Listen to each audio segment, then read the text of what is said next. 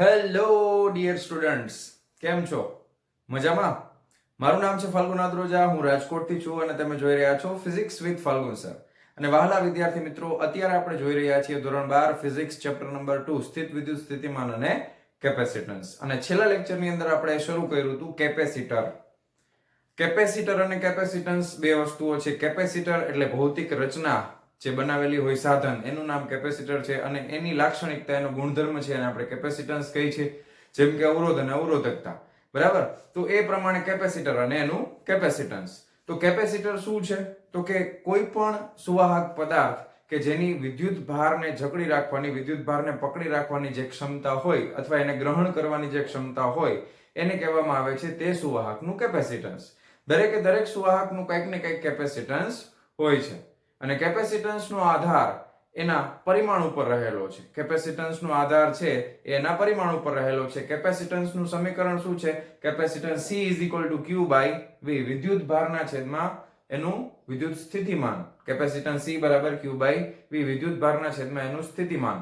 અને લાસ્ટ લેક્ચરમાં આપણે ગોળાકાર કેપેસિટરનું કેપેસિટન્સ ફાઇન્ડ આઉટ કરેલું, જેનું સમીકરણ હતું 4πε0 R.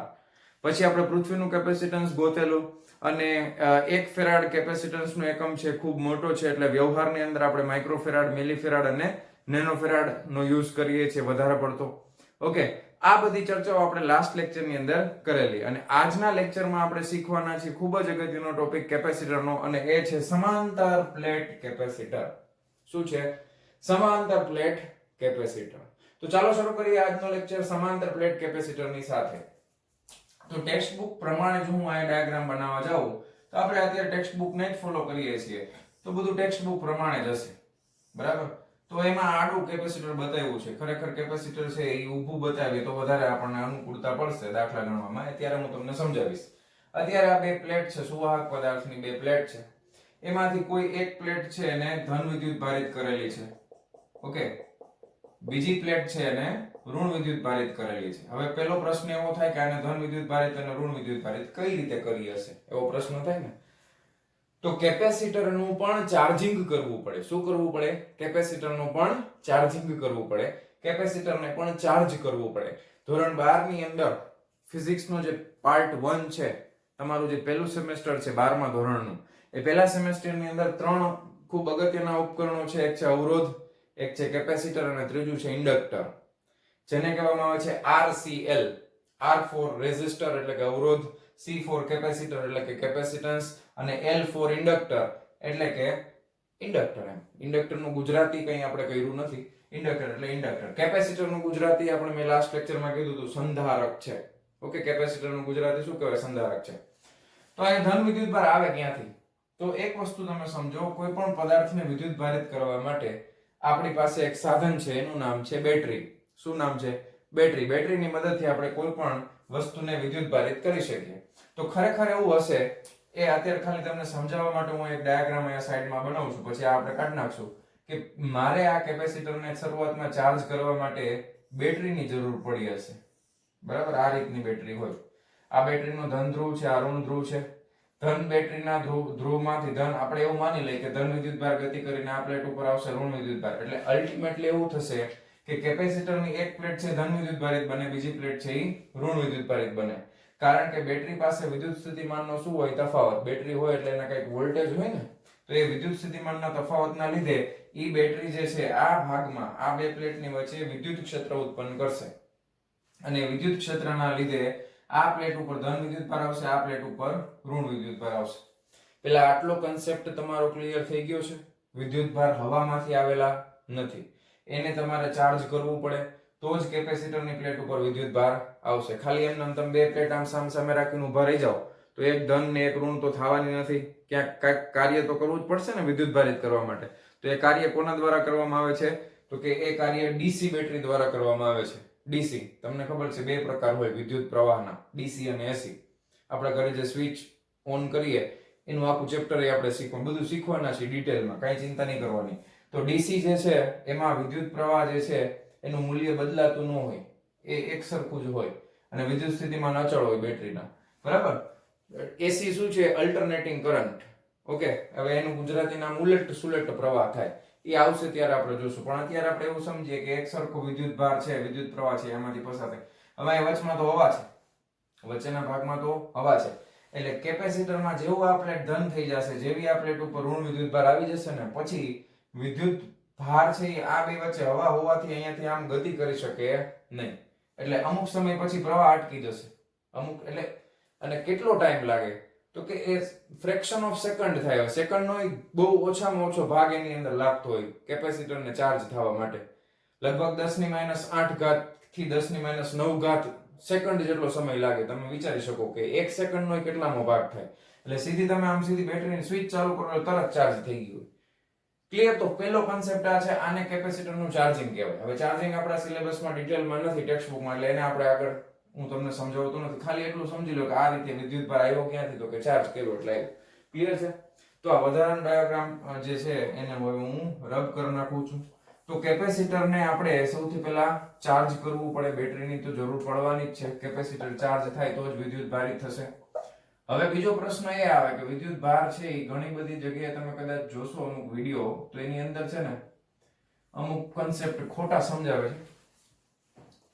હવે એ તમને હું તમારે મારી વસ્તુ તમે સાંભળો શું છે કે અહીંયા તમે ચાર્જ કરો એટલે આ ધન બને, આ ઋણ બને. હવે વિદ્યુત ક્ષેત્ર કઈ રીતે ઉત્પન્ન થાય? પ્લસ માંથી માઇનસ તરફ. એટલે વિદ્યુત ક્ષેત્રની રેખાઓ પ્લસ થી માઇનસ તરફ આ રીતે હશે, આમ.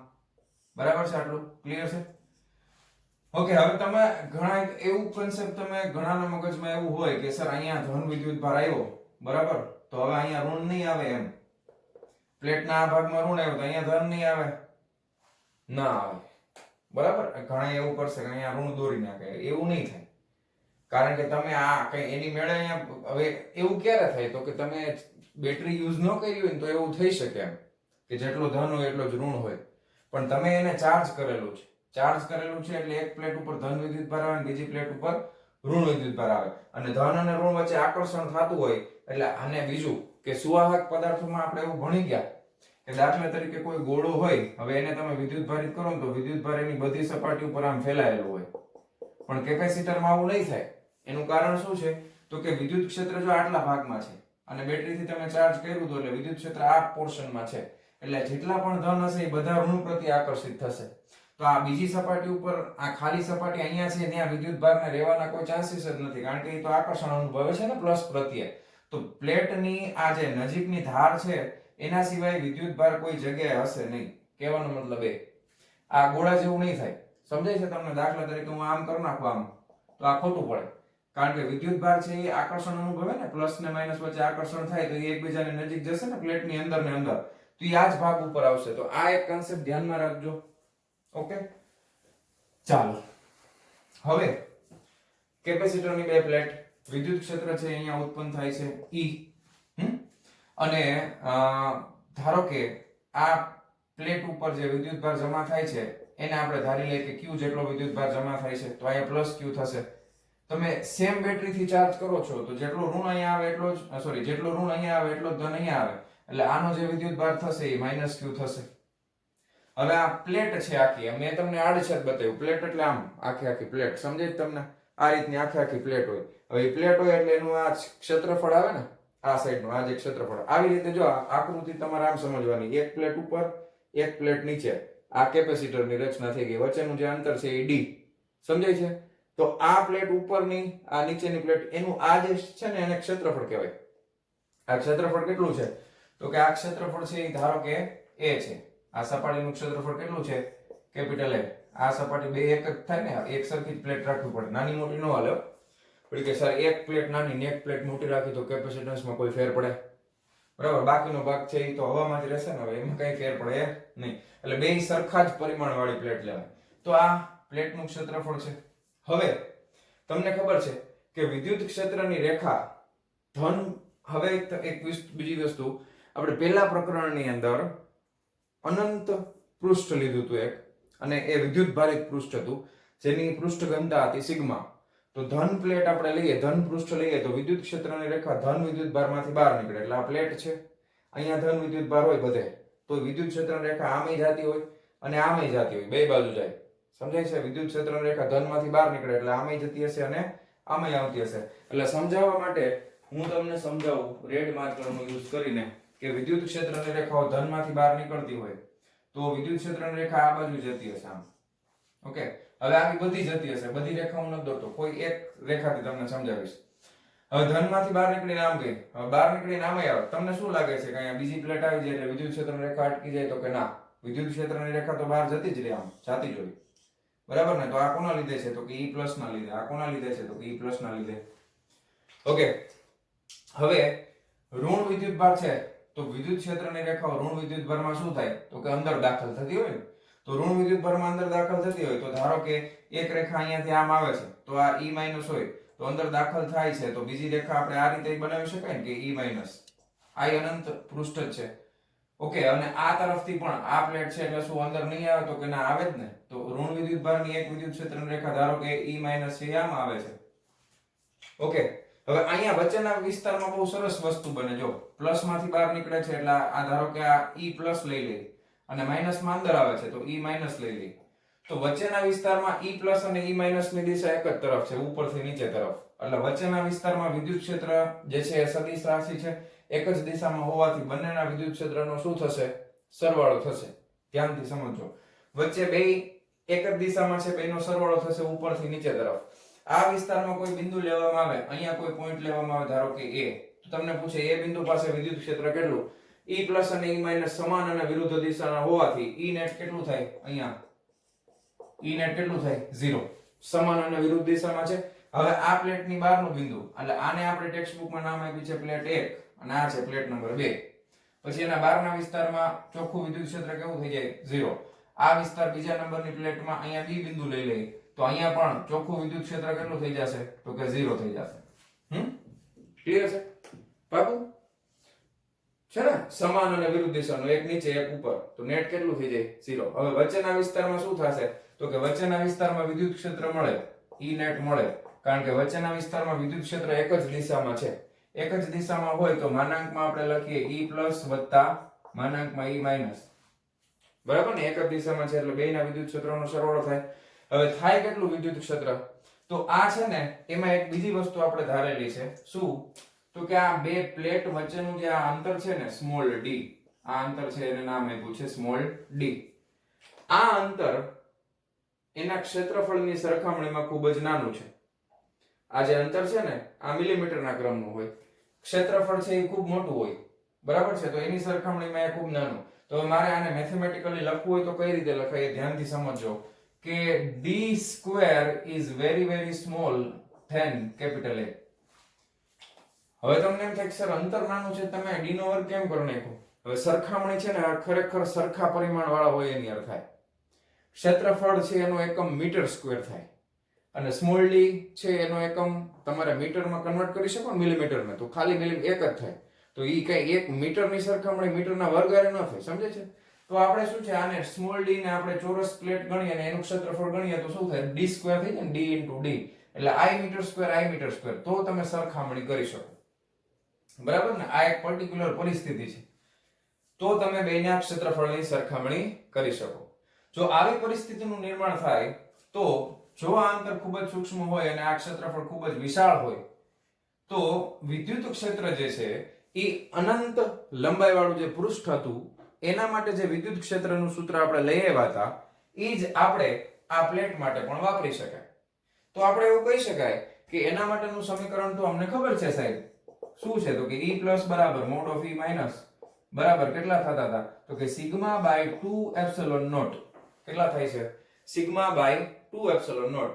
હવે મારે ચોખ્ખું વિદ્યુત ક્ષેત્ર જોઈએ છે, બેનો શું કરવો પડે? સરવાળો. તો અહીંયા મને મળશે E નેટ બરાબર બેનો સરવાળો કરીએ એટલે શું થઈ જશે? Sigma by 2 epsilon nought plus sigma by કેટલા થઈ જાય? તો કે 2 સિગ્મા બાય 2 એપ્સિલોન નોટ. ઉપરથી બગડો ગયા, કેટલું આવ્યું? Sigma by epsilon nought. Clear છે આટલું? પાકું? ઓકે, કઈ પ્રોબ્લેમ, કોઈ ડાઉટ, ક્વેશ્ચન નથી ને? હવે એક ખૂબ અગત્યની વસ્તુ તમને સમજાવું જે ટેક્સ્ટ બુકમાં તમને આપી છે જેનું નામ છે ફ્રિંગિંગ ઓફ ધ ફિલ્ડ. શું નામ છે? FRINGINGOFTHE fringing of the FIELD. Fringing of the field એટલે શું? આ ત્રણ થઈ ગયા. બે. ફ્રિંગિંગ ઓફ ધ ફિલ્ડ એટલે શું થાય? હવે ખરેખર તો તમને ખબર છે કે અનંત લંબાઈનું સમતલ તો હોય નહીં, પ્રેક્ટિકલી તો ન જ હોય. આવડી આવડી પ્લેટ હોય, હવે મારા હાથ જેવડા છે એવડું ન હોય કેપેસિટર, બહુ નાના હોય, બરાબર. એટલે ખરેખર શું થતું હોય ખબર તમને, જો ખાસ ધ્યાનથી જોજો, આ છેડાવાળો પોર્શન છે ને આ, તો અહીંયાથી તો જો અહીંયાથી પ્લેટ પૂરી થઈ ગઈ, અહીંયાથી આ પ્લેટ પૂરી થઈ ગઈ, એટલે અહીંયા જે ધન વિદ્યુતભાર છે અને ઋણ વિદ્યુતભાર છે એના માટે મારે વિદ્યુત ક્ષેત્રની રેખા દોરવી છે, તો હું કેવી રીતે દોરી શકું? ધનમાંથી નીકળી અને ઋણમાં જાય છે, આમ ગઈ તો આ સ્ટ્રેટ ગઈ. તમને ખબર છે કે વિદ્યુત ક્ષેત્રની રેખાઓ વાકી વળી શકે, એટલે ધનમાંથી અનંત રેખાઓ નીકળતી હોય, એટલે બીજી રેખા છે એ આમ હશે, ધનમાંથી નીકળી ઋણમાં ગઈ. હજી એક રેખા દોરવી હોય તો દોરાય ને, આમ હશે, ધનમાંથી નીકળીને ઋણમાં ગઈ. હજી એક રેખા દોરવી હોય તો ધનમાંથી નીકળીને ઋણમાં ગઈ. તો જો આ કોર્નર વાળો પોઈન્ટ છે ને, ત્યાં વિદ્યુત ક્ષેત્રની રેખાઓ જો કોર્નરના ભાગમાંથી વાકી વળે છે, જો આમ બેન્ડ વળી ગઈ જો છે. તો આ જગ્યા ઉપર તમે એવું કહી શકો કે આ ભાગમાં છે ને વિદ્યુત ક્ષેત્ર છે એ અચળ ન હોય, વચ્ચેના ભાગમાં તો બધી રેખાઓ સીધી જ આવશે અને એકબીજાથી સમાન અંતરે આવેલી હશે, તો વચ્ચેના પોર્શનમાં વચ્ચેના ભાગમાં વિદ્યુત ક્ષેત્રની રેખાઓ અથવા તો વિદ્યુત ક્ષેત્ર અચળ હશે, પણ કોર્નર વાળો ભાગ છે ત્યાં વિદ્યુત ક્ષેત્રની રેખાઓ જો વાકી વળશે. એવી રીતે અહીંયાથી વળશે, ધનમાંથી ઋણમાં એક સીધી, બાકી બધી વાકી વળશે. અને તમે એમ વિચારી શકો કે અનંત ધનમાંથી બહાર નીકળે છે એટલે આમ જતી હોય ને બધી, આમ આમ પ્લસ માંથી નીકળે છે એટલે આ રીતે જતી હોય, માઇનસ માં આવે છે એટલે આમ આવતી હોય.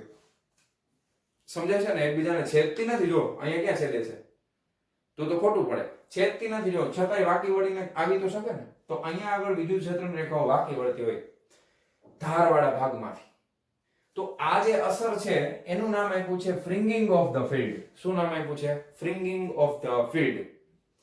બરાબર. એટલું બધું અગત્યનું નથી, પણ તમે શબ્દ યાદ રાખજો, કદાચ એમસીક્યુ માં પૂછવું હોય તો પૂછી શકે કે સમાંતર પ્લેટ કેપેસિટર છે એમાં ધાર પાસે વિદ્યુત ક્ષેત્રની રેખાઓની વાંકા વળવાની ઘટના છે એને કોના વડે દર્શાવાય? તો કે ફ્રિંગિંગ ઓફ ધ ફિલ્ડ વડે દર્શાવાય. બાકી બે ત્રણ ઓપ્શન બીજા ખોટા આપ્યો એમ. ઓકે, આટલું ક્લિયર? ઓકે, કોઈ ડાઉટ, કોઈ ક્વેશ્ચન નથી ને? વળી કે સર છે તો તમે મને ક્યાંથી કહેશો કે મારો ડાઉટ છે, તો તમે કેવી રીતે સમજાવશો? કોમેન્ટમાં લખી દેજો, બીજું શું. ઓકે, રૂબરૂ તો હું આમાં આપણી સાથે તમારી સાથે વાત તો થઈ નથી શકતી, બરાબર. હાલો હવે બીજી વસ્તુ આગળ વધીએ.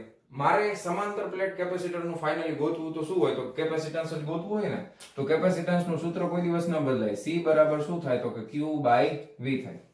C = Q/V. હવે મારે તો મેં તો વિદ્યુત ક્ષેત્ર ગોત્યું છે, મારે તો વોલ્ટેજની જરૂર છે, મારે તો વોલ્ટેજની જરૂર છે. તો વોલ્ટેજ મને કેવી રીતે મળશે? તો કે વિદ્યુત ક્ષેત્ર અને વોલ્ટેજ વચ્ચેનો સંબંધ યાદ કરો, આગળ આપણે જોયેલો છે. જ્યારે આપણે સમસ્થિતિમાન પૃષ્ઠ જોયું એના પછીનો ટોપિક જે હતો ત્યારે મેં તમને સમજાવ્યું હતું કે વિદ્યુત ક્ષેત્ર અને વિદ્યુત સ્થિતિમાન વચ્ચેનો સંબંધ શું છે. તો કે ટેક્સ્ટ બુક પ્રમાણે આપણને જે સંબંધ આપેલો છે એ કંઈક આ રીતે આપેલો છે, મોડ ઓફ E અથવા તો ખાલી E રાખ્યા ત્યારે માનાંકને ભૂલી જાય કારણ કે એમાં માઇનસ આવે છે, is equal to minus delta V ના છેદમાં ડેલ્ટા L. આ રીતનો સંબંધ આપણને ટેક્સ્ટ બુકમાં આપ્યો હતો. પછી મેં તમને કીધું હતું કે આ સંબંધમાં ખરેખર આપણે ડેલ્ટાને કાઢી નાખીએ અને માનાંકમાં લઈ લઈએ તો આ ઋણ નિશાનીને અવગણી નાખીએ તો આ રીતે લખી શકાય કે E બરાબર V/L. તો શું લખી શકાય કે V બરાબર E into L. L એટલે શું છે? તો કે લંબાઈ છે, કે જ્યાં આગળ બે બિંદુઓ વચ્ચેના વિદ્યુત ક્ષેત્રની અથવા તો વિદ્યુત સ્થિતિમાન વચ્ચેની બે પોઈન્ટ વચ્ચેનું જે હોય તો એ બે વચ્ચેનું અંતર. ક્લિયર છે? આ સૂત્ર તમને આવડવું જોઈએ. અત્યારે આપણે માઇનસ ને અવગણી નાખવાના છે, જરૂર નથી. એટલે V બરાબર શું થઈ જશે? EL અથવા ED લઈ શકો અથવા ER લઈ શકો, બરાબર. તો અહીંયા હવે આને જવા દઉં છું, આ ખાલી યાદ કરાવ્યું મેં. તો હવે આપણે અહીંયા વિદ્યુત સ્થિતિમાન કેટલું મળશે વાલા વિદ્યાર્થી મિત્રો? V બરાબર હું લખી શકું કે E net into D, કારણ કે બે પ્લેટ વચ્ચેનું અંતર કેટલું છે? તો કે સ્મોલ d છે. કેટલું છે? Small d. તો V = E net into small d. તો વિદ્યુત સ્થિતિમાન મને મળી ગયું. તો E net કેટલા છે મારી પાસે? σ/ε0 અને અહીંયા સ્મોલ d ઉપર ગુણાકારમાં આવી જશે. હવે મારે શું જોઈએ છે? તો કે હવે મારે જોઈએ છે કેપેસિટન્સ. તો કેપેસિટન્સના સૂત્રમાં Q/V મૂકવાનું છે. તો હવે બીજું આપણને ખબર પડે કે ધારો કે અહીંયા આપણે પૃષ્ઠ ઘનતા કેટલી લેવી છે, લીધી છે? તો કે સિગ્મા. આની પ્લસ સિગ્મા થાય, આ બાજુની થાય માઇનસ સિગ્મા. ધન પ્લેટ છે એની પ્લસ, ઋણ પ્લેટ છે એની માઇનસ. તો પૃષ્ઠ ઘનતા અને વિદ્યુત ભારનો સંબંધ તમને ખબર જ હોય. સિગ્મા બરાબર શું લખાય? Q/A. શું લખાય? Q/A. તો Q બરાબર શું થાય? Sigma * A. તો પહેલા હું અહીંયા લખું છું Q/V. q બરાબર હું શું લખી નાખીશ તો કે સિગ્મા ઇન્ટુ a ના છેદમાં v. v એટલે શું થશે તો કે સિગ્મા ઇન્ટુ સ્મોલ d છેદનો છેદ અંશમાં ઉપર વયા ગયા એપ્સિલોન નોટ અથવા એપ્સિલોન 0 તમે જે કહેતા હોય. સિગ્મા સિગ્મા કેન્સલ થઈ ગયા. સૂત્ર શું મળ્યું? Epsilon 0 a bar d. શું મળ્યું? Epsilon 0 a bar d. કોઈને બાડું કહેવાય? નો કહેવાય, પણ સૂત્ર યાદ રાખવું હોય તો કહેવાય. બરાબર, સૂત્ર તમને યાદ રહી જશે. સિમ્પલ કે સમાંતર પ્લેટ કેપેસિટરનું કેપેસિટન્સ કેટલું થાય તો કે એપ્સિલોન 0 a બાર d. શું કહેવાય? કેપેસિટન્સ C બરાબર એપ્સિલોન 0 a બાર d. હા, તો એવી રીતે તમારે આ સમાંતર પ્લેટ કેપેસિટરનું કેપેસિટન્સ યાદ રાખવાનું છે. હવે આ સમીકરણ જે આપણને મળ્યું એપ્સિલોન 0 a બાર d, તો અહીંયા એક વસ્તુ તમે નોટિસ કરો કે કેપેસિટરનું કેપેસિટન્સ શું વિદ્યુતભાર ઉપર આધારિત છે? તો ફાઇનલ સૂત્રમાં ક્યાં આવે છે તો કે ના. શું એ વિદ્યુત સ્થિતિમાનના તફાવત ઉપર આધારિત છે? તો કે ફાઇનલ સમીકરણમાં ક્યાં આવે છે તો કે ના. તો કોના ઉપર આધારિત છે? તો કે એપ્સિલોન 0. તો એપ્સિલોન 0 છે એ કોનો ગુણધર્મ છે? તો કે એપ્સિલોન 0 એ માધ્યમનો ગુણધર્મ છે. તો કોના ઉપર આધાર રાખતું હોય? માધ્યમ ઉપર. હવે કેપિટલ A છે એ શું છે તો કે પ્લેટનું ક્ષેત્રફળ. તો એ કેપેસિટરની પ્લેટ છે એના પરિમાણ ઉપર આધાર રાખે ને, બરાબર. અને સ્મોલ d છે એ શું છે તો કે બે પ્લેટ વચ્ચેનું અંતર. તો અલ્ટિમેટલી કોઈ પણ કેપેસિટરનું કેપેસિટન્સ છે એ એના પરિમાણ અને માધ્યમ ઉપર આધાર રાખશે. ઓકે, આટલી વસ્તુ તમને યાદ હોવી જોઈએ. હવે આગળ ચર્ચા કરવાની છે તો એના માટે મારે આકૃતિ અને આ બધી વસ્તુ પૂછવી પડશે, કાઢવી પડશે.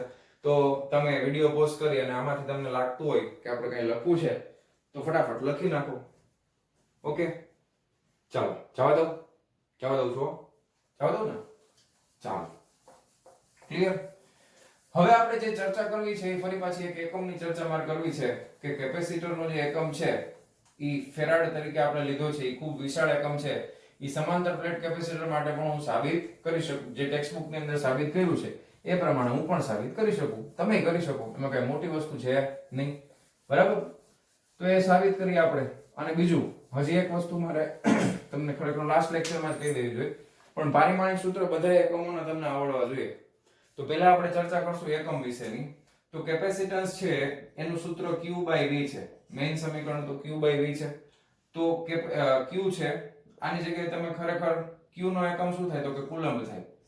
આ વોલ્ટ છે તો આ વોલ્ટ લખ્યું તમે. હજી તમે આ ખરેખર તો વોલ્ટ એટલે વિદ્યુત સ્થિતિમાનનો તફાવત છે ને. હવે અહીંયા વોલ્ટ ની જગ્યાએ તમને ખબર છે કે 1 વોલ્ટ, 1 વોલ્ટ બરાબર શું થાય? 1 જૂલ પ્રતિ કુલમ્બ.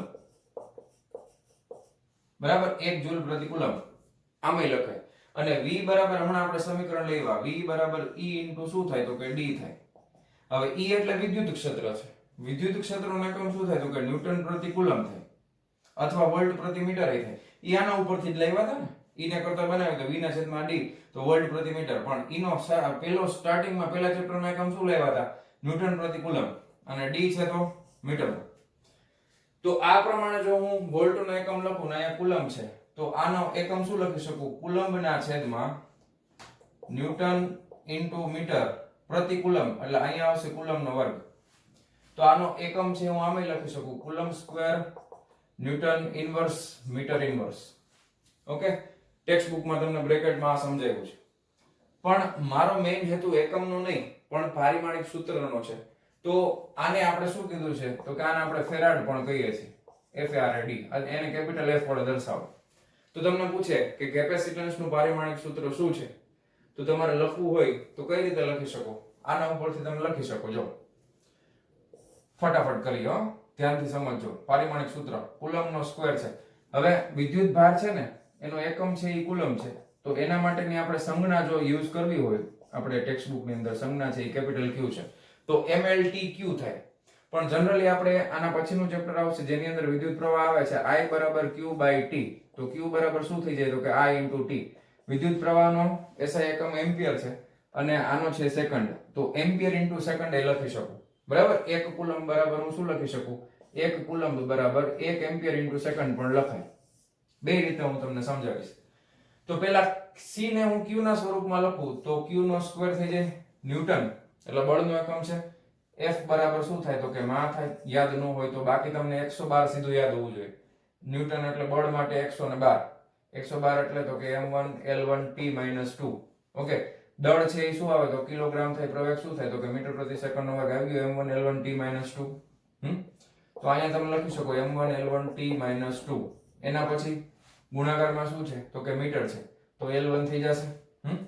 હવે આ l1 ગુણાકાર માં આવે એટલે l ની 2 ઘાત થઈ જાય. આને હવે બધાને ઉપર લઈ લે એટલે m ની -1 ઘાત, l ની -2 ઘાત, t ની +2 ઘાત અને q ની 2 ઘાત. આ ફેરાડ નું પારિમાણિક સૂત્ર છે, કેપેસિટન્સ નું પારિમાણિક સૂત્ર. તો પેલું મેં લખ્યું છે એ વિદ્યુત ભારના સ્વરૂપમાં લખ્યું છે, પણ હવે મારે જો એને એમ્પિયર અને સેકન્ડના સ્વરૂપમાં લખવું હોય તો q ની જગ્યાએ મારે શું મૂકી દેવાનું 1 એમ્પિયર * સેકન્ડ. ઓકે, તો જોજો m - 1 l - 2 t2 q ની જગ્યાએ શું મૂકવાનું છે એમ્પિયર * સેકન્ડ. તો અહીંયા આગળ એમ્પિયર છે તો a ની 2 ઘાત અને સેકન્ડ છે એટલે t ની 2 ઘાત થાય. તો t ની ટોટલ ઘાત કેટલી થઈ ગઈ તો કે 4 ઘાત. તો m - 1 l - 2 t4 a2. Okay, t4 a2. તો આ બે રીતે તમને પારિમાણિક સૂત્ર 1 ફેરાડ નું આવડતું હોવું જોઈએ. આ બંને રીતે q ના સ્વરૂપમાં આવડવું જોઈએ અને એમ્પિયર * સેકન્ડ ના સ્વરૂપમાં પણ તમને આવડતું હોવું જોઈએ. ક્લિયર છે? તો આટલી વસ્તુ આખું ભરાઈ ગયું એટલે ફટાફટ આટલી વસ્તુ નોટ ડાઉન કરી લો. ચાલો, તો હવે આપણને કેપેસિટન્સ નો એકમ તો આપણે ફેરાડ જ યાદ રાખવાનો છે, પણ ધારો કે તમને પરીક્ષામાં પારિમાણિક સૂત્ર પૂછે તો મેં જે રીતના હમણાં સાબિત કરીને આપી દીધું એ જ રીતે તમારે કેપેસિટન્સ નું પારિમાણિક સૂત્ર લઈ આવવાનું. બરાબર છે? આ જે એકમ છે એને કદાચ તમે અત્યારે યાદ નહીં રાખો તો કોઈ જરૂર નથી, પણ એને પણ તમે આ રીતે લઈ આવી શકો છો. આ લગભગ બહુ પૂછતા નથી, પણ તમારે પારિમાણિક સૂત્ર બધાના આવડતા હોવા જોઈએ. તો હવે આપણે આ થિયરીના લાસ્ટ પોર્શન ની અંદર એન્ટર કરી રહ્યા છીએ. તો એમાં બે વસ્તુની ચર્ચા આપણે કરશું. ધારો કે મારી પાસે એક પ્લેટ છે જેનું ક્ષેત્રફળ છે 1 મીટરનો સ્ક્વેર, બરાબર, અને બે પ્લેટ વચ્ચેનું જે અંતર છે ઈ ધારો કે 1 મિલીમીટર છે. કેટલું છે? 1 મિલીમીટર. જો આવું કોઈ કેપેસિટર હું બનાવું તો એનું કેપેસિટન્સ કેટલું થશે એવી ચર્ચા આપણે કરીએ. તો ચાલો ગોતી લઈએ. હવે આપણને ખબર છે સમાંતર પ્લેટ કેપેસિટર છે તો ε0 a/d. ε0 ની કિંમત કેટલી છે તો કે 8.85 ગુણ્યા 10 ની -12 ઘાત. ક્ષેત્રફળ કેટલું લેવા છે 1 ના છેદમાં કેટલું થાય 1 મિલીમીટર. તો કેમાં ફેરવવું પડે? મીટરમાં ફેરવવું પડે ને. તો કેટલા થાય 10 ની -3 ઘાત. અને ઉપર જવા દે તો કેટલું થઈ જશે 8.85 ગુણ્યા 10 ની 3 ઘાત ઉપર જાય એટલે +3 એટલે -9 ઘાત ફેરાડ આવશે. કેટલું આવશે? 8.85 ગુણ્યા 10 ની -9 ઘાત ફેરાડ. તો તમે વિચારી શકો કે આ 10 ની -9 ઘાત છે એટલે 8.8 છે એટલે 9 નેનોફેરાડ જેવું એવું નેનોફેરાડ. અથવા તમે એમ કહી શકો 10 ની -8 ઘાત ફેરાડના ક્રમનું. આને કદાચ તમે 10 ગણી લ્યો તો આવડી મોટી, હવે 1 મીટર સ્ક્વેર એટલે કઈ નાનું ક્ષેત્રફળ થાય? બહુ મોટી પ્લેટ થયા, બરાબર. તો આવડી મોટી પ્લેટ હોય તો એ કેપેસિટન્સ તો આટલું કમતું જ આવ્યું. તો હવે આપણે બીજા કેસની ચર્ચા કરી ટેક્સ્ટ બુક પ્રમાણે જ, કે હવે છે ને ભાઈ મારે કેપેસિટન્સમાં કઈ ઓલું નથી કરવું, મારે 1 ફેરાડનું જ જોઈએ છે. ભાઈ તમારે જેવડી પ્લેટ બનાવે એટલી બનાવો. અને એક તમને છૂટ આપી દઉં કે બે પ્લેટ વચ્ચેનું જે અંતર છે ને ભાઈ એ 1 સેન્ટીમીટર રાખી આ વખતે. કેટલું? 1 સેન્ટીમીટર. ઓકે, હવે આના માટે તમે બનાવવો જોઈએ. કેવડી મોટી પ્લેટ જોઈએ છે જરાક આપણે ચર્ચા કરીએ. ચાલો, કઈ વાંધો નહીં. તો કેપેસિટન્સ નું સૂત્ર ε0 a/d. ઓકે, હવે મારે જોઈએ છે પ્લેટનું ક્ષેત્રફળ. તો ક્ષેત્રફળને કરતા બનાવી તો cd ના છેદમાં ε0 ઓર ε0 કહી દો. કેપેસિટન્સ તો 1 ફેરાડ છે, d મિલી સેન્ટીમીટરમાં છે એટલે મીટરમાં ફેરવીએ તો કેટલા આવે 10 ની -2 ઘાત, બરાબર. ના છેદમાં ε0 તો મને ખબર છે 8.85 ગુણ્યા 10 ની -12 ઘાત. ઓકે, હવે ધારો કે આને આપણે ઉપર લઈ જાય તો કેટલા વધે તો કે 10 ની -12 ઉપર જાય એટલે +12 માંથી 2 ગયા એટલે 10 ની 10 ઘાત વધે. એના છેદમાં કેટલા આવે તો કે 8.85 આવે. ક્ષેત્રફળ છે એટલે મીટર સ્ક્વેર થાય કે નહીં? હવે ઉપરનો આંકડો એટલો બધો મોટો છે એટલે નીચે આપણે 8.85 ની બદલે કદાચ આપણે ધારો કે 10 લઈ લઈ તો નિયર અબાઉટ જવાબ કેટલો આવે તો કે 10 ની 9 ઘાત આવે ને. નીચે 1 10 હતા, ઉપર 10 ની 1, નીચે 10 ની 1 ઘાત, ઉપર 10 ની 10, તો 10 ની 9 ઘાત મીટર સ્ક્વેર ના ક્રમનું આવે ને. તો હવે આ બહુ મોટું થાય તો હવે આપણે એક કામ કરીએ. ખૂબ મોટું થશે એટલે આપણે મીટરને કિલોમીટરમાં ફેરવી નાખી. ધારો કે તો 1 કિલોમીટર બરાબર કેટલા થાય તો કે 1000 મીટર થાય. તો અહીંયા મીટરનો વર્ગ છે તો ત્યાં મારે કિલોમીટરનો વર્ગ કરવો હોય તો આના ગુણાકારમાં શું કરવું પડે તો કે 10 ની -6 ઘાત થાય ને. સમજાય છે ને તમને? આ તો સમજાય છે ને? આ સાવ સહેલું છે. કિલોમીટર ને મીટરમાં ની બધું આવડતું જોઈએ. તો મીટરને આપણે કિલોમીટરમાં ફેરવી છે. કેમાં? મીટરને કિલોમીટરમાં. એટલે 1 કિલોમીટર બરાબર 1000. તો મીટર બરાબર કેટલા કિલોમીટર? 10 ની -3 ઘાત. એનો વર્ગ એટલે 10 ની -6 ઘાત. તો આને આપણે સાદુરૂપ આપી તો આ કેટલું થઈ જાય? 10 ની 9 માંથી 6 જાય તો કેટલા વધે? 6 3 9, 10 ની 3 ઘાત કિલોમીટરનો વર્ગ આવે. ઓકે, હવે તમે તમારા કેલ્ક્યુલેટરમાં આ તો ક્ષેત્રફળ છે ને, આ તો ક્ષેત્રફળ છે. હવે ધારો કે આપણે એવું માની લઈએ કે ચોરસ પ્લેટ છે. કેવી? ચોરસ. તો ક્ષેત્રફળ ચોરસ પ્લેટનું કેટલું થાય? તો કે લંબાઈનો વર્ગ. તો બે બાજુ તમે વર્ગમૂળ કાઢશો ને એટલે લંબાઈ છે ને એપ્રોક્સિમેટલી 33.33 કિલોમીટર જેટલી આવશે. સોરી, કિલોગ્રામ લખાઈ ગયું, કિલોમીટર કેટલી આવશે? 33.33. એટલે રફલી તમે આને 30 કિલોમીટર લંબાઈની પ્લેટ ગણી શકો. હવે આવડી મોટી પ્લેટનું કેપેસિટર બનાવવું શું શક્ય છે વ્યવહારિક રીતે? તો કે ના. સમજાણું? એટલા માટે કેપેસિટરનો એકમ છે ઈ 1 ફેરાડ છે, એ ખૂબ મોટો છે. એટલા માટે વ્યવહારમાં આપણે માઇક્રોફેરાડ, નેનોફેરાડ અને પાઇકોફેરાડના એકમોને યુઝ કરવાના છે. પાક્કું? આટલું યાદ રહી જશે. ઓકે, હવે એક બીજી વસ્તુ, એકમની ચર્ચા થઈ ગઈ, આ પણ ચર્ચા કરી લીધી. બીજી વસ્તુ, હવે આપણે અત્યારે જે આખી થિયરી સાબિત કરી એ કોના માટે કરી? તો કે બે પ્લેટ વચ્ચે છે ને, ખાસ શરૂઆતથી મારે કહેવાનું હતું, પણ બે પ્લેટની વચ્ચે હવા છે. શું છે? હવા. તો હવા માટે આપણે પરમિટિવિટી એટલે માધ્યમનો પરાવિદ્યુતાંક છે એ એપ્સિલોન નોટ લઈએ છીએ અથવા એપ્સિલોન 0. બરાબર? એટલા માટે આપણને કેપેસિટન્સ છે ખૂબ ઓછું મળે છે. પણ હવે આપણે કેપેસિટરની બે પ્લેટમાં કેપેસિટન્સ મારે વધારવું છે તો બીજો આધાર કેપેસિટન્સનું તમને યાદ કરો માધ્યમ ઉપર હોય. તો આપણે એવું માધ્યમ વચમાં એન્ટર કરશું, ડાઇલેક્ટ્રિક માધ્યમ આપણે એન્ટર કરશું, જેથી કરીને દરેક કેપેસિટરનું કેપેસિટન્સ આપણે વધારી શકાય. એટલે કેપેસિટરની બે પ્લેટ વચ્ચે ડાઇલેક્ટ્રિક દાખલ કરવાની થિયરી હવે આપણે આના પછીના લેક્ચરમાં જોવાના છે કે કેપેસિટરની બે પ્લેટ હોય એની વચમાં આપણે ડાઇલેક્ટ્રિકને દાખલ કરશું. એનાથી કેપેસિટન્સમાં શું ફેરફાર થાય, વધે છે કે ઘટે છે, શું થાય છે, એના વિશે આપણે ચર્ચા કરવાના છીએ. બરાબર? તો બીજી વસ્તુ એક પણ હજી તમે એક વસ્તુ નોટિસ કરો કે અહીંયા પણ કેપેસિટન્સનું જે સમીકરણ આવ્યું એનો આધાર છે એ ઓલા ઉપર તો નથી. બરાબર ને? પરિમાણ ઉપર તો નથી. સોરી, વિદ્યુત ભાર અને વિદ્યુત સ્થિતિમાનના તફાવત ઉપર નથી. કોના ઉપર છે? તો કે એનો આધાર છે ક્ષેત્રફળ અને d ઉપર છે. બરાબર? એટલે પરિમાણ ઉપર આધાર રાખે છે અને એપ્સિલોન 0 છે એટલે માધ્યમ ઉપર આધાર રાખે છે. ક્લિયર છે? તો આજના લેક્ચરમાં આપણે શીખ્યા કે સમાંતર પ્લેટ કેપેસિટરનું કેપેસિટન્સ કેટલું થાય બાલા બાળકો? એપ્સિલોન 0 એ બાડી. કેટલું થાય? એપ્સિલોન 0 એ બાડી. કોઈને કહેવાય નહીં હો, એવું નહીં કહેવાનું, એ બાડી એવું નહીં કહેવાનું, પણ આપણે યાદ રાખવાનું સમાંતર પ્લેટ કેપેસિટરનું કેપેસિટન્સ કેટલું થાય? એપ્સિલોન 0 એ બાડી. તો આશા રાખું છું કે આજના લેક્ચરમાં લગભગ બધી વસ્તુ તમારા મગજમાં ઉતરી ગઈ હશે. બરાબર? અને મળીએ છીએ નેક્સ્ટ વિડિયો લેક્ચરમાં આના પછીના ટોપિકની સાથે કે જેમાં આપણે કેપેસિટરની બે પ્લેટની વચ્ચે શું દાખલ કરશું? ડાઇલેક્ટ્રિક. ઓકે, ત્યાં સુધી આવજો.